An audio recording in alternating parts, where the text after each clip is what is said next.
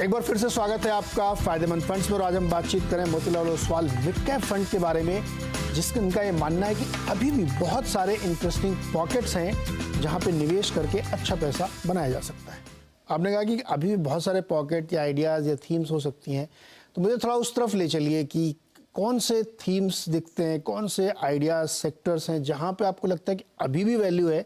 हो सकता है उस सेक्टर में या उस पॉकेट में 20 शेयर हो जिसमें से 15 तो बहुत भाग चुके हैं, लेकिन 5 अभी भी बहुत अच्छे दिख रहे हैं, तो वो उस तरफ हमें ले चलिए। तो अगर मैं थीम्स की बात करूं, जैसे आपने सही कहा, तो एक जो थीम हम खेल रहे हैं वो प्रीमियमाइजेशन थीम और कंज्यूमर डिस्क्रिशनरी थीम। आज इंडिया का मार्केट कैप है करीबन $4.2 ट्रिलियन। हमारे हिसाब से अगले 5 साल में ये मिनिमम $8.5 से $9 ट्रिलियन की तरफ जाने वाला है।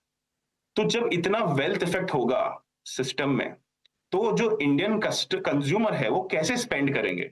तो कहीं ना कहीं रियल एस्टेट में काफी हद तक उसकी बॉयंसी दिखेगी, कहीं ना कहीं आपको ज्वेलरी सेक्टर में उसकी काफी हद तक बॉयंसी दिखेगी, बिकॉज ये सब जो डिस्क्रिशनरी स्पेंडिंग एरियाज है, वहां पर मुझे लगता है बहुत बड़ा सिग्निफिकेंट ग्रोथ की आशंका एक्सपेक्ट कर सकते हैं।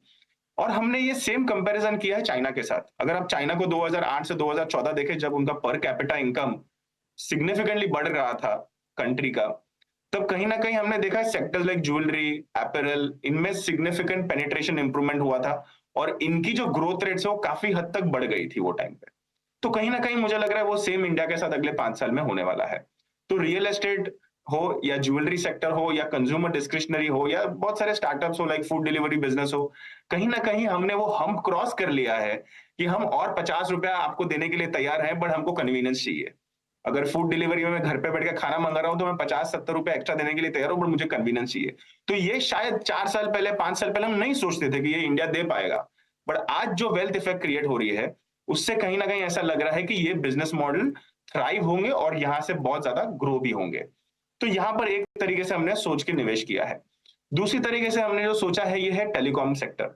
अगर मैं टेलीकॉम सेक्टर की बात करूं, ये आप सब भली भांति जाते हैं 2010 से 2020 तक इस सेक्टर में काफी हेडविंड्स थे। पहले हेडविंड थे केपेक्स के, बहुत सिग्निफिकेंट केपेक्स हुआ था 2012 के बाद 2015-16 तक, जहां पर सब कंपनियों की बैलेंस शीट्स काफी स्ट्रेच हो गई थी। करीबन 2.5 लाख करोड़ का केपेक्स किया था स्पेक्ट्रम के लिए। और उसके बाद हमने देखा कि एक लीडर ने एंटर किया 2017 में, और कहीं ना कहीं वो प्राइसिंग के लेके हमने इंडस्ट्री में काफी हद तक इंपैक्ट देखा अगले 3-4 साल के लिए।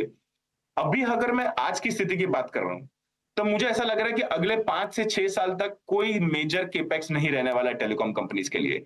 तो for the first time in the 10 year history, मुझे लग रहा है कि हर telecom company, at least the leaders जो है टॉप 2 टेलीकॉम कंपनीज, इनके लिए एक significant free cash flow generation का एक एनवायरनमेंट बन रहा है, जो लास्ट 10 साल में नहीं हुआ है।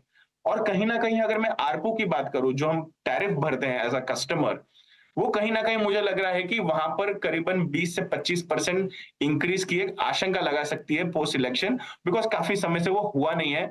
और अभी भी हम ग्लोबल कंपैरिजन के सामने अगर इंडियन आरपू को कंपेयर करें तो हम काफी हद तक सस्ते हैं। तो वहां पर एक रूम बन रही है कि आपकी रेवेन्यू साइड पे भी, आपकी प्रॉफिटेबिलिटी साइड को भी वो एक अच्छी दिशा में लेके जा सकता है। तो जब आपका पीएनएल एक अच्छी दिशा में जा रहा है, जब आपकी बैलेंस शीट इंप्रूव होने वाली है अगले 3 से 4 साल के लिए, और वैल्यूएशन अभी भी काफी हद तक रीजनेबल है ये सेक्टर के लिए, तो मुझे लगता है ये एक बहुत बड़ा सुनहरा अवसर बनने वाला है अगले 2 से 3 साल के लिए टेलीकॉम सेक्टर के लिए। मैं ये डेफिनेटली कह सकता हूं कि ये sector of the next 2 to 3 year हो सकता है इंडिया के लिए। अगर जो असम्पशंस हम बता रहे हैं, जो आरपू हाइक है, वो अगर आ जाए, तो आई थिंक ये सेक्टर ऑफ द ईयर और sector of the next 2 year definitely हो सकता है। तो that is the second major part that we have invested. Third है कैपिटल गुड्स। आप अगर आज देखें वेरियस सेक्टर्स की, अगर मैं बात करूं, इंफ्रास्ट्रक्चर हो गया, पावर हो गया, रोड रेलवेज हो गए, डिफेंस हो गए, कहीं ना कहीं आपको ये दिखाता है कि गवर्नमेंट का फोकस इंफ्रास्ट्रक्चर पे बहुत ज्यादा तेजी गति से बढ़ रहा है। और ये अगले 5 साल में मुझे लगता है, यहां से भी जो हमने देखा है, मुझे कहीं ना कहीं लग रहा है ये ट्रेलर था, असली मूवी तो अभी शुरू होने वाली है। तो मुझे लग रहा है कि अगले 5 साल के लिए केपेक्स की थीम जो है उस पे मुझे लगता है हर किसी को राइड करना चाहिए। और हम अब तक जो देख रहे हैं, जो केपेक्स की हम बात कर रहे हैं, रेलवे हो या रोड हो, कहीं ना कहीं हम देख रहे हैं डोमेस्टिक सेंट्रिक डिमांड एक तरीके से जनरेट कर रहे हैं हम। मुझे लग रहा है कि ये बहुत सारी कंपनियां हैं जो डिफेंस है, वहां पर एक एक्सपोर्ट की एक बहुत बड़ी अपॉर्चुनिटी क्रिएट हो सकती है। तो बहुत सारे सेक्टर्स हैं with in the infrastructure side, power हो गया, ट्रांसफार्मर इंडस्ट्री हो गया, जहां पर एक एक्सपोर्ट की एक बहुत बड़ी अपॉर्चुनिटी बन सकती है over the period of next 3 to 5 years। और मुझे लगता है वहां पर हमने एक अच्छी तरीके से एलोकेशन करके रखा है। डिफेंस हो गया या कैपिटल गुड सेक्टर हो गया, वहां पर हमारा एक ओवरवेट व्यू जो है वो बरकरार है। Last but not the least is IT. IT अगर आप देखें तो लास्ट 1 साल से कहीं ना कहीं हेडविंडेड एनवायरनमेंट चल रहा था इंडियन आईटी कंपनीज के लिए, बिकॉज ऑफ यूएस के इश्यूज जो चल रहे हैं, इन्फ्लेशन को लेके, रेट हाइक को लेके, कहीं ना कहीं एंटरप्राइजेस में थोड़ा कॉन्फिडेंस कम है स्पेंडिंग को लेके, डिस्क्रिशनरी स्पेंड्स को लेके, तो वो इंडियन आईटी के ग्रोथ को इम्पैक्ट कर रहा है। हालांकि अगर मैं अगले 2 या 3 साल का व्यू लूं, तो एक बड़ा रिवोल्यूशन जो हो रहा है वो है आर्टिफिशियल इंटेलिजेंस का। मुझे लगता है कि पोस्ट इंटरनेट अगर सबसे बड़ा कोई इनोवेशन हुआ है तो वो है आर्टिफिशियल इंटेलिजेंस, और मुझे लगता है इसका सबसे बड़ा बेनिफिशियरी इंडियन आईटी कंपनीज होने वाली है। तो ये एक सुनामी है जो मुझे लगता है पोस्ट यूएस इलेक्शन शुरू होगा, और 2 साल के लिए मुझे लगता है कि मिड कैप आईटी में काफी तेजी गति से ग्रोथ रिवाइव होगा। हालांकि अगले 2 क्वार्टर ग्रोथ कम हो सकता है, बट मुझे लग रहा है कि अगले 2 या 3 साल की अगर मैं व्यू लूं, तो मुझे कहीं ना कहीं लग रहा है कि एक आर्टिफिशियल इंटेलिजेंस को खेलने के लिए आपको इंडियन आईटी के साथ जुड़ना पड़ेगा। तो वहां पे हमारी एक ओवरवेट पोजीशन रही है। तो कुल मिला के ये 3 4 5 सेक्टर्स है जहां पर हम ओवरवेट है अभी के लिए। और हम कहीं ना कहीं ये देख रहे हैं कि अगर आपको नए इंडिया का आप सोच रहे हो कि अगले 5 साल में इंडिया कैसे ट्रांसफॉर्म होगा, तो काफी नए सेक्टर्स आपको ढूंढने पड़ेंगे, काफी नए सेक्टर्स को आपको देखना पड़ेगा, एक ओपन माइंडनेस से देखना पड़ेगा। बिकॉज लास्ट 10 साल में मार्केट काफी पोलराइज था, 2010 से 2020 तक। अभी जो मार्केट है वो काफी ब्रॉड बेस है।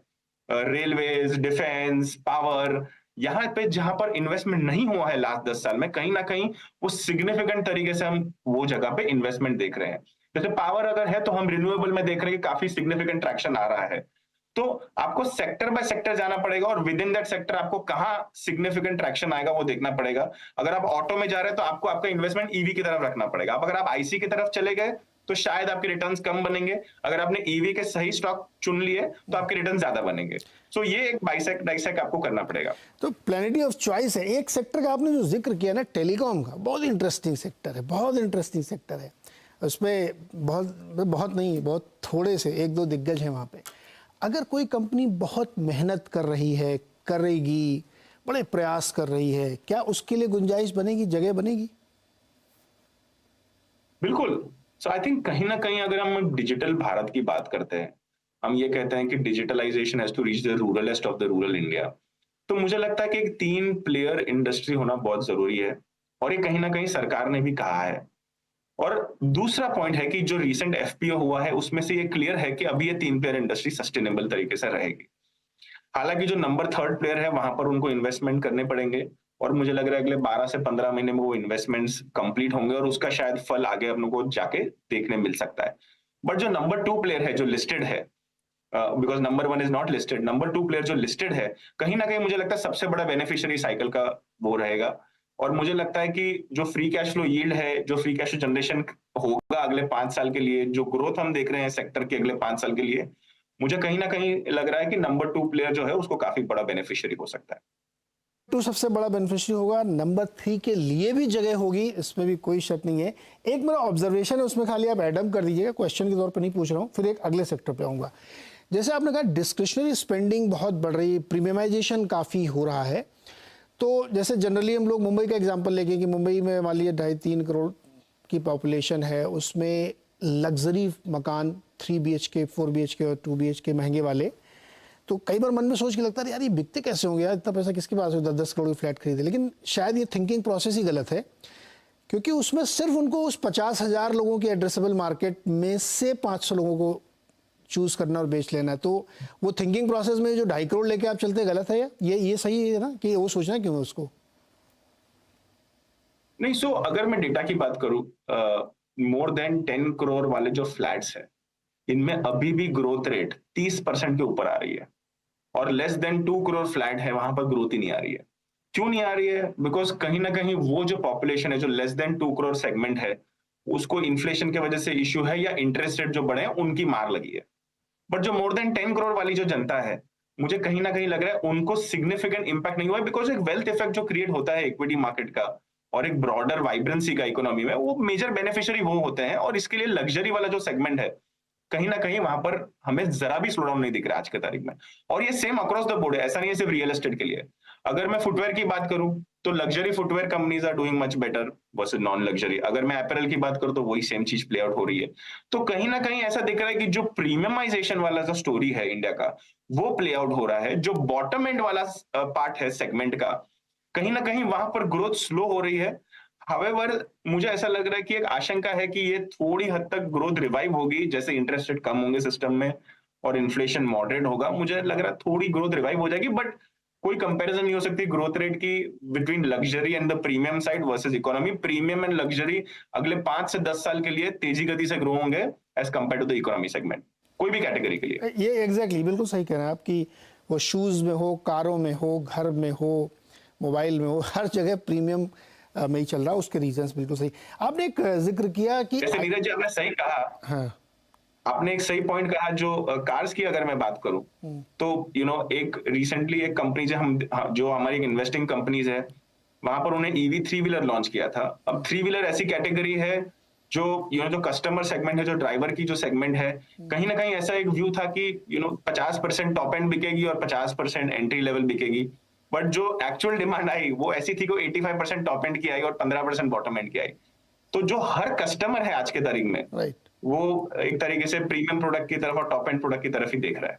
करेक्ट। अच्छा, एक आपने डिस्कस किया आईटी में लार्ज कैप वाले तो मुश्किल में थे ही पहले से, उनकी कमेंट्री भी ऐसे थी।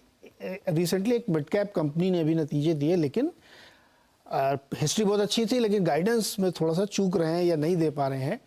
मैं आपसे ये समझना चाहता हूँ कि आईटी में मिड कैप में बहुत अच्छे रिटर्न्स बने लोगों के, लार्ज कैप में गिरे नहीं है भाई, ये कह सकता हूँ मैं। चले नहीं तो गिरे भी नहीं, ऐसा नहीं कि वो बहुत गिर गए हों वो। लेकिन अभी भी एक बहुत बड़ा सवाल यह है कि यूएस में बीएफएसआई बहुत अच्छा नहीं कर रही है अभी, या एआई की वजह से जो डिसरप्शन हुआ उससे हमको बहुत कोप अप करना उनके साथ जेल करने के लिए। तो ये वाला सेक्टर आप कह रहे हैं कि आपको अच्छा लग रहा है, वो क्यों अच्छा लग रहा है, या अभी जैसा नहीं 6 महीने आगे बहुत बढ़िया होगा इसलिए अभी से आपको उसको ट्रैक करना चाहिए, वो बताइए हमें। सो नीरज जी, अगर मैं एआई की बात करूं तो एआई को 2 तरीके से देखा जाता है। आप अगर एंटरप्राइज हो, आपको अगर एआई रन करना है तो आपको पहले क्या करना पड़ेगा? आपको अपना जो डेटा है आपके ऑर्गेनाइजेशन का, वो एक सही तरीके से उसको एक ऑर्गेनाइजेशनल फॉर्मेट में एक सही तरीके से लेके आना पड़ेगा। फिर वो डेटा को आपको क्लाउड पे लेके जाना पड़ेगा और फिर वो ही डेटा के ऊपर आप एआई रन करोगे। तो कहीं ना कहीं 3 लेयर का काम आ रहा है यहाँ पर, सिर्फ एआई का काम नहीं आ रहा है। काफी ऑर्गेनाइजेशन अभी ऐसी है जो लेवल 1 लेवल 2 पे भी नहीं पहुंची है, और काफी ऑर्गेनाइजेशन ऐसी है जिनका क्लाउड पे डेटा है और उनको सिर्फ एआई रन करना है। तो एआई एक is going to be a way of life. हर एंटरप्राइज को ये एम्ब्रेस करना पड़ेगा, आपको एआई यूज करनी पड़ेगी डे टू डे लाइफ में। उसके काफी फायदे नुकसान भी हो सकते हैं, बट जो फायदे हैं हर ऑर्गेनाइजेशन को यूज करने पड़ेंगे। बिकॉज अपने अगर आपको कॉम्पिटिटर से आगे जाना है तो आपको ये सब फीचर्स लेके आने पड़ेंगे आपके एंड कस्टमर के लिए। अगर कोई एक बंदा इंडस्ट्री में यूज कर रहा है तो दूसरों पे प्रेशर बन जाता है कि उसको चेज करने के लिए। आज के तारीख में इसके सब पायलट्स चल रहे हैं। आज के तारीख में लोग देख रहे हैं कि यार ये सोल्यूशन कैसे बनेगा, ये सोल्यूशन का फायदा कैसे होगा मुझे। तो एक पायलट स्टेज में इसकी प्रोसेस चल रही है। हमने लार्ज कैप कंपनीज के रिजल्ट में देखा है, उनके ऑर्डर विंस जो है एआई में काफी हद तक इंप्रूव हुए हैं। और मुझे लगता है ये एक्सेलरेशन जो है, ये पायलट स्टेज मुझे लगता है करीबन और 2 क्वार्टर चलने वाला है। बट उसके बाद मुझे लगता है एक्चुअल डिलीवरी का टाइम होगा, एक्चुअल एग्जीक्यूशन का जो टाइम है वो शुरू होगा। तब जाके इंडियन आईटी कंपनीज को सिग्निफिकेंट ट्रैक्शन आएगा ये चीज का। छोटा सा सवाल आपसे है और छोटा सा जवाब भी चाहिए कि हमने बात की कि कंज्यूमर डिस्क्रिशनरी में बहुत तेज़ी है, प्रीमियमाइजेशन डिस्करी है, तो इसके पीछे एक थ्रेड चलती है कि जो इसको फाइनेंस करती हैं। तो क्या एक बड़ी थ्रेड थीम वो है कि भाई टीवी बिक रही, फ्रिज बिक रही, कार बिक रही, स्कूटर, लेकिन उनकी फाइनेंस करने वाला भी तो कोई एक है जो सबसे बड़ा ग्रोथ तो वही पाएगा, है ऐसा? बिल्कुल, आई थिंक मुझे लगता है कंज्यूमर ड्यूरेबल में काफी कंपनियों ने फाइनेंसिंग के थ्रू एक बिजनेस मॉडल अच्छा बनाया है। और हमारी कहीं ना कहीं अगर आप हमारी होल्डिंग्स भी देखें तो जो टॉप होल्डिंग है वो एक बेट है वो चीज के लिए। पर मुझे लगता है कहीं ना कहीं बीएफएसआई एज अ सेगमेंट में कुछ डिस्ट्रप्शन नहीं हुआ है। अगर हम इंडिया में निम्स की बात करें कंपेयर टू ग्लोबल मार्केट्स, हमारे उधर निम्स अभी भी कहीं हद तक ग्लोबल मार्केट से कंपेरिजन में काफी ज्यादा है। अभी भी हमारे यहाँ कोई fintech model at scale develop नहीं हुआ है। कहीं ना कहीं जो हमने इन्वेस्टमेंट किया है सोच के किया कि ये एक बड़ी ग्रुप है जिसमें कैपेबिलिटी है कि एक ब्रांड है उनके काफी स्ट्रांग, तो उनका कॉस्ट ऑफ फंड काफी कम रहेगा, उनके पास बैंडविड्थ प्राइसिंग पावर काफी रहेगा बिकॉज उनकी कॉस्ट ऑफ फंड कम रहेगी, तो काफी हद तक वो एंड कस्टमर को पास ऑन कर पाएंगे। तो एक तरीके से हमें लग रहा है कि थोड़ा डिसरप्शन बीएफएसआई में हो सकता है अगले 1 से 2 साल के लिए, जो हमने कंपनी में इन्वेस्ट किया है। और यही सेम कंपनियां हैं जो कंज्यूमर की तरफ देख रही हैं, डायरेक्ट टू कंज्यूमर कर रही हैं और नए नए बिजनेस मॉडल इवॉल्व हो रहे हैं। आज के तारीख में अगर आप मानो जाके एसी लेने जा रहे हो तो आपको फाइनेंसिंग की ऑप्शन मिल रही है, बट कल जाकर आपको मोबाइल फोन लेने जाओगे तो अगर आपको लीजिंग की ऑप्शन मिलेगी तो आप शायद वो प्रेफर करना चाहोगे। तो एक अलग अलग तरीके से बिजनेस मॉडल इवॉल्व होंगे कंज्यूमर स्पेस में, जैसे अगले 3 से 4 साल में ये space will become much more larger. बहुत ही इंटरेस्टिंग चर्चा थी। और मिड कैप स्पेस में अगर आप सोचते हैं कि वाकई वेल्थ क्रिएट करनी है तो यही स्पेस होता है। देखिए लार्ज कैप में पैसे बनते हैं, ऐसा नहीं बनते, लेकिन वेल्थ जो क्रिएट होती है ना मोटी, वो वेल्थ मिड कैप से बनती है। और अगर उसमें आप किसी बहुत ही अच्छे फंड मैनेजर की मदद लें तो आपको सचमुच कोई बिना चिंता किए रात में आराम से सो के पैसे बन सकते हैं। और निकेत जी उसके लिए बिल्कुल परफेक्ट मुझे लग रहे हैं। बहुत बहुत शुक्रिया निकेत जी डिस्कस करने के लिए, बातचीत करने के लिए और ये समझाने के लिए कि मिड कैप फंड में पैसे क्यों लगाने चाहिए।